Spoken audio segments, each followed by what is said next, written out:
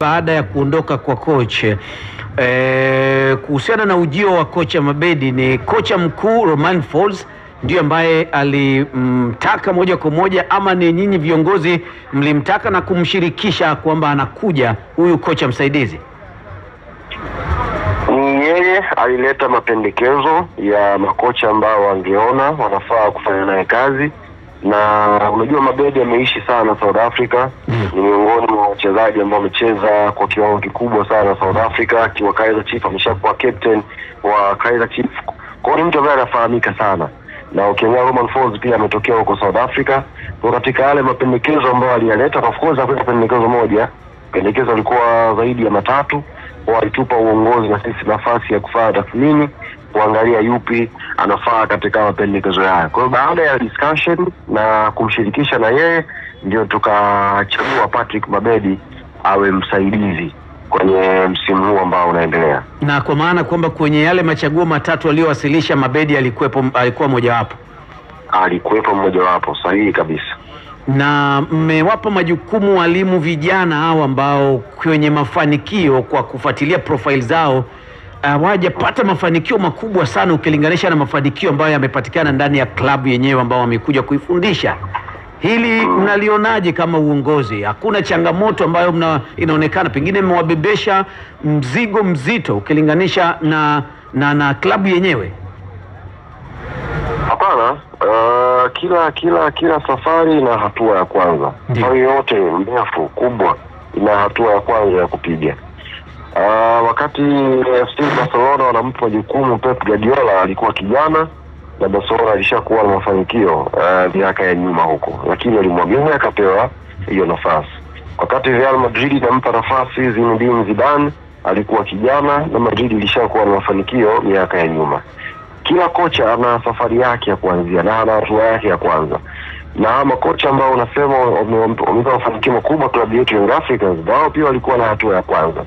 Kwa mfano sisi tunamchukua hapa Nasreddine Nabi kuja kuinua klabu yetu, alikuwa ametoka kufukuzwa na Al Merreikh ya Sudan, na ukiangalia CV yake atakuwa na hiyo kucheza finali ya CAF Confederation.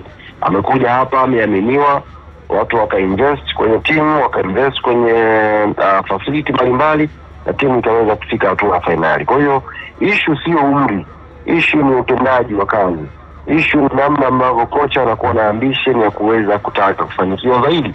Na club kama Young Africans ambayo inakimbilia mafanikio makubwa barani Afrika sasa hivi, inataka makocha ambao pia wana ambition kubwa ya kuweza kufikia huko. Kwa hiyo issue sio umri, wala issue sio malengo kwa makubwa. Issue ni mtu sahihi mwenye ambition sahihi za kuipeleka club kwenye nchi ya ahadi. Wachambuzi na watu wengine wameona kwenye mitandao jana pengine kama mmwagia sana sifa kocha msaidizi kiasi cha kuwapa watu wasiwasi kwamba pengine sasa huyu ndo anakuja kuwa kila kitu zaidi kwenye kufundisha, na mkiweka pale kibwagizo pira burudani kidogo, hiyo imewapa watu kidogo mashaka. Hapana. Yaani kumsifia kocha wetu kuna shida? Hakuna shida, lakini tumemsifia fitness coach China hapa. Mbona tushaye kumsifia hapa msaidizi wa Gamondi yule kocha Musa? Kusifia kitu chako si jambo baya. Ni mwalimu mpya amekuja kwenye kazi, lazima apate mapokezi mazuri. Na sisi tumtambulishe vizuri kwa watu wanaokwenda kufanya nao kazi. Kwa hiyo sio jambo jipya. Ni nongwa tu Juma. Hao wachambuzi wanasema hivyo, waambie wananongwa tu. Nongwa zao tu. Ni mambo ya kawaida mtu kumsifia mtendaji wako na shida. Hakuna shida basi, kama ni hivyo hamna neno. Anyway, Ali, leo kuna jambo kubwa nimeambiwa hapo Jimkana. Hebu tuambie bwana, leo nasikia president anazungumza, ni jambo gani leo? Leo bana Jimkana pale kuanzia majira ya saa 6 kamili mchana. Ndio. Rais wa klabu ya Young Africans, mjumbe wa kamati ya mashindano ya CAF, mwenyekiti wa umoja wa vilabu ya Afrika, mjumbe wa mkutano mkuu wa CAF kwa maana ya EXCO members, na mjumbe wa kamati ya mashindano ya vilabu vya mpira alikurudia asitishe mkataba wake. Hivi leo ameshaingia Tanzania kwa ajili ya kukamilisha taratibu zote za kusitisha mkataba wake ili apate muda wa kutosha wa kujiuguza, na Mwenyezi Mungu amjalie kheri aweze kupona na arudi tena kutumikia mpira kwenye nafasi mbalimbali za ukocha.